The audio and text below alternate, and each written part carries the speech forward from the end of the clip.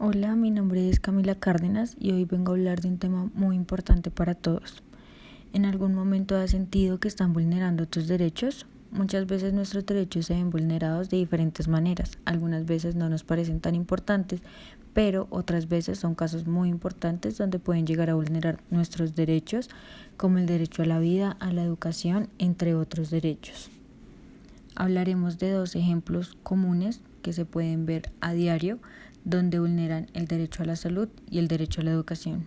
El primero es el siguiente: necesitas realizarte unos exámenes urgentes que determinarán si tu vida corre riesgo o no, y vas a autorizarlos con la orden de tu médico tratante, pero resulta que la EPS no te los quiere autorizar y dicen que se pueden demorar de 2 a 3 meses debido a ciertos trámites que ellos deben realizar. En este caso, tu derecho a la vida está siendo vulnerado.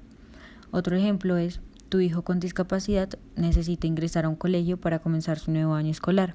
Cuando vas a averiguar, te brindan toda la información para que matricules a tu hijo en el colegio, pero cuando se enteran que tu hijo tiene una discapacidad, niegan el cupo escolar. En este momento, el derecho a la educación de tu hijo se está siendo vulnerado.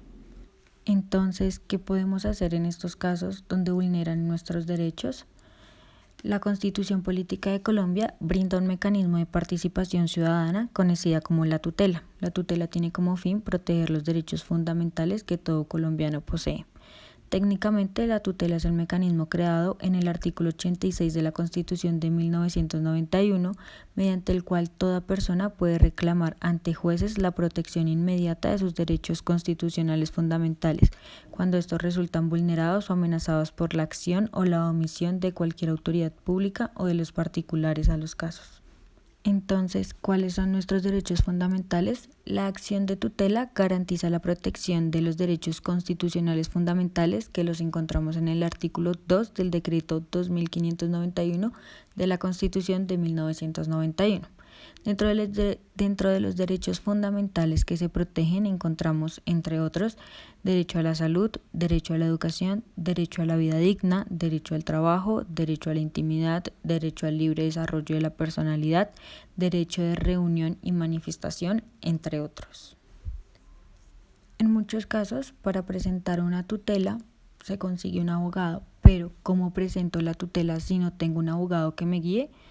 Primero, se debe diligenciar una carta que contenga los siguientes aspectos: ¿quién es el accionante? Es decir, la persona perjudicada. ¿Quién es el accionado? Es decir, la persona que está atentando contra tu derecho fundamental. ¿Cuál es el derecho fundamental que está siendo vulnerado? Y la descripción de los hechos por los cuales se cree que este derecho se está vulnerando. La petición de protección del derecho: se debe realizar un juramento donde se especifique que no hay más tutelas con respecto al mismo tema. Prueba de los hechos y datos personales para poder recibir la respuesta de la tutela y que se puedan contactar. Una vez se tenga la carta, se debe dirigir ante un juez de la República. Si no se sabe dónde encontrarlo, se debe acercar a un juzgado o a un tribunal del país. Allí se encontrará.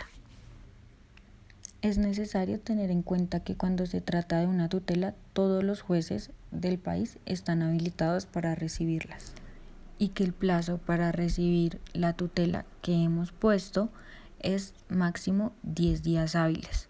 En estos días, el juez tendrá que tener una respuesta. Bueno, ¿y qué pasa si yo no llego a estar de acuerdo con el fallo que me dio el juez? Es necesario tener en cuenta que el fallo es la respuesta a la tutela y que es de inmediato cumplimiento. Si en dado caso no estamos de acuerdo nosotros como accionantes del fallo que dio el juez, entonces se podrá impugnar este fallo ante otro juez. También se conocen muchos casos donde la persona que necesita poner la tutela es menor de edad o tiene urgencia de protección o no sabe leer ni escribir. ¿Qué pasa si yo estoy dentro de ese grupo de personas? Puedo acercarme al juzgado o al tribunal y solicitar el recurso de presentar una tutela oralmente. Ellos deben brindar la opción. Es necesario recordar que todos los colombianos poseemos derechos fundamentales. No es normal que vulneren de nuestros derechos. No debemos dejar que esto suceda.